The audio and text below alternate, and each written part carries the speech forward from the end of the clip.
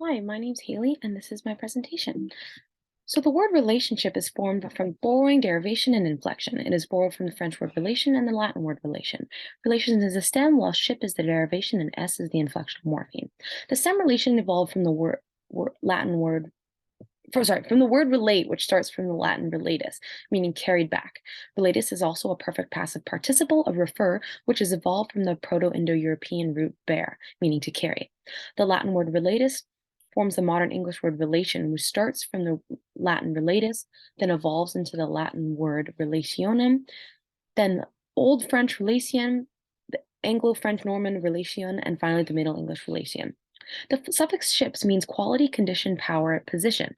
Its etymology starts from the Pi root skep, which influenced Germanic words such as scap and skepi, meaning to create. The inflectional morpheme s evolved from the Old English as and the Middle English s. The modern English word refer also comes from the Latin word relatus, and therefore is also evolved from the Pi root ber, which then progressed into relatus, then the Old French refer, and then in the late 14th century, referent. In the 16th century, refer meant to direct someone to a book for information. But in the mid 15th century, its meaning changed to commit to some authority for consideration and decision.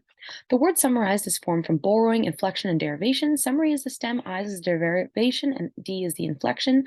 It is borrowed from the Latin word summarium. Its root is the pi upper, meaning over, which is all evolved from the Latin word summus and summa. From this comes the medieval Latin word summarius, and finally, in the early 15th century, it was developed into summary. The suffix "-is" in summarized is used to make verbs, and it evolved from the Greek "eisian," the late Latin "eisar," and the Old French "iser." The English word summit also shares the same pi root upper, which evolved into the same Latin word summum, but from here it developed into the Old French summet. The older form of this word was summity and was used in the late 14th century and was derived from the Old French summet and the late Latin summitas. Though in the 1950s it was used as a metaphor, a parley at the summit, spoken by Winston Churchill, which meant a meeting of heads of states, and later in the 1950s it shortened into summit meeting. The word thankfully is formed from derivation, with the stem being think and fully being the derivations. The stem thank originates from the Pi root tong, meaning to think, feel, which then evolved into the Proto-Germanic pankes, the Old English pantheon, and finally the Middle English think. The morpheme full means full of or volume contained, and it comes from the Proto-Germanic full as, then the Old English full. The morpheme ly comes from the Proto-Germanic lyco, Old English lice, and the Middle English lie. The word think also shares the same Pi word tong, root word tong. It comes from the Old English pencan, which is the causative form of the Old English pinecan, meaning to seem or to appear. Both of these Old English words come from the Proto-Germanic thunkjan, which evolved from the Pi root tong. The two Old English terms pencan and pinecan converged in Middle English, and the latter term was absorbed and formed into the archaic methinks, meaning it seems to me. The word broaden was formed by derivation, with broad as the stem and n as the derivational morpheme. Though stem broad comes from the Middle English brood, which was evolved from the Old English brad, which originated from the Proto-Germanic brady. The root of broad is unclear, but there is a possible answer, and that is the we from the word wide. There's no clear distinction from the words wide and broad, which is why this could be an answer. The word profession was formed by borrowing from both the French word profession and the Latin word professio. It comes from the Middle English profession and the Old French profession, finally the Latin word professio. Professio comes from the participle stem profitiri, meaning to profess or declare openly, which splits into two parts. Pro and the stem fatiri. Fatiri means to acknowledge, confess, and this originates from the Pi root ba, meaning imagine or consider. Another word with this root is banner. Banner is first originated from the Pi root ba, the Proto-Germanic bandwa, the late Latin bandum, and then the Old French bannière, meaning flag, banner, standard. In the early 14th century, banner was used in a figurative sense as of anything displayed as a profession of principles and was used as the standard of a king of which his followers used in war. In the early 1900s, when the newspaper industry was still alive and thriving, banner became to be the headlines that were strewn across the top pages of the newspapers. The word pursue was borrowed from the French word pursuer. It originated from the Pi root sequa, meaning to follow, which then evolved into the Latin persequi, Vulgar Latin persequar, the Old French word poursuite, and the Old French pursuer, and finally the Old Middle English pursuant. Another word with the Pi root sequa is the adjective second. It means next in order, line, etc. And it comes from the Middle English second, the Old French second, and the Latin secundus, which comes directly from the Pi root sequa. Second replaced the word other that was commonly used in the late 14th century to mean another, or next in order in rank, quality, or importance. In the 1610s, second sight was commonly used, and it meant to be able to see events before they occurred. In Middle English, second degree was taken up and meant next to lowest on a scale of 4, and in the late 1800s, it was used to reference a type of burn. The word wide was formed by derivation with the stem wide and the suffix ly. Wide originates from the PIE root we, meaning apart in half, which evolved into the we ito, also broad.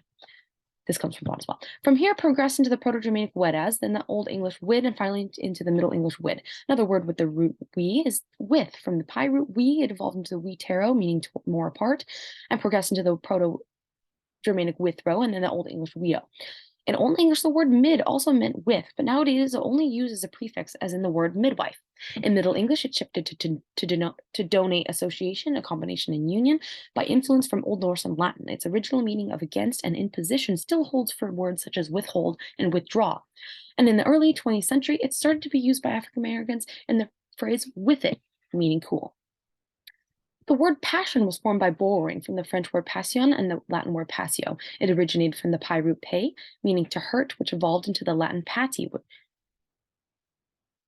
which evolved into the late Latin passionum, and then the Old French passion, meaning Christ's passion, physical suffering. Another word that originates from the word p is patient. Patient evolved from the Old French patient, which came directly from the Latin patientem, meaning suffering, enduring, bearing, and subsequently the root word p. In the late 14th century, patient meant both pertaining to a medical patient and self-restrained, slow to anger, having a temper, which endures trials and provocation. But in the late 15th century, it meant awaiting or expecting an outcome calmly and without discontent.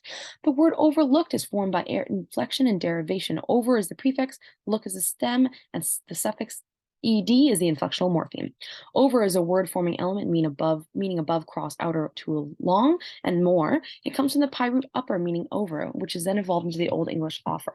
The stem look comes from the PIE root luke, meaning bright, to shine, to see. This progressed into the Proto-West Germanic lokjon, which evolved into the Old English losian, which means to use the eyes for looking, seeing, behold. The suffix ed comes from the Proto-Germanic da, which evolved into the Old English od, ad, and eventually into the Middle English ed. The word outdated is formed by, there we go, sorry. The word is formed by an inflection and derivation. Out is the prefix, date is the stem, and d is the inflectional morpheme. The prefix out comes from the adjective out, and it starts from the PIE root uid, which means up, out. This evolved into the Proto-Germanic ut and the Old English ut, and finally the Middle English out. Date starts from the PIE root do, meaning to give, and evolved into the medieval Latin data and dare, then into the Old French date, and finally into the Middle English date. Another English word that has evolved from PIE root do is the word dowry. Dowry is the money, goods, or estate which a woman brings to her husband in marriage. From the PIE root do comes the PIE word doti, which evolved from the Latin word dos, meaning marriage portion. Then the Latin doter, medieval Latin doterium, Old French dower, Anglo-French dowary, finally the Middle English dowaria. The word dowry and dower originally meant virtually the same thing, only used differently in literal use, as dower means a widow's share of her husband's property, and dowry means the portion brought by a bride to her husband. But either can be used to figuratively mean talents. The word honesty was formed from borrowing from the French word honest and the inflectional morpheme y. Honesty comes from the Latin word honestus, which evolved from the Latin honestatum, meaning honor received from other, reputation, or character. This was then evolved into the Old French honest, and then finally into the Middle English honeste, meaning honor, integrity. The root of the word is of unknown origins, but it could have originated from the PIE gahon, but there lacks any clear cognates. The word affirm is formed from borrowing and the French word affirmer and the Latin word affirmer. Affirm originated from the PIE root daher, which means to hold firmly, strongly, which progressed into the Latin firmus, and from here it evolved into the Latin affirmer, the Old French affirmer, and finally into the Middle English affirmem. Another word with the PIE root dare is confirm. Dare is evolved into the Latin affirmer, and when added to the prefix con, creates the Latin confirmer, meaning to make firm, strengthen, or establish. This then evolved into the Old French confirmer and the Middle English confirmen. In the mid-14th century, confirm meant to make or add strength to, but in the late 14th century, just changed to make certain, sure, or verified. That's all. Thank you very much.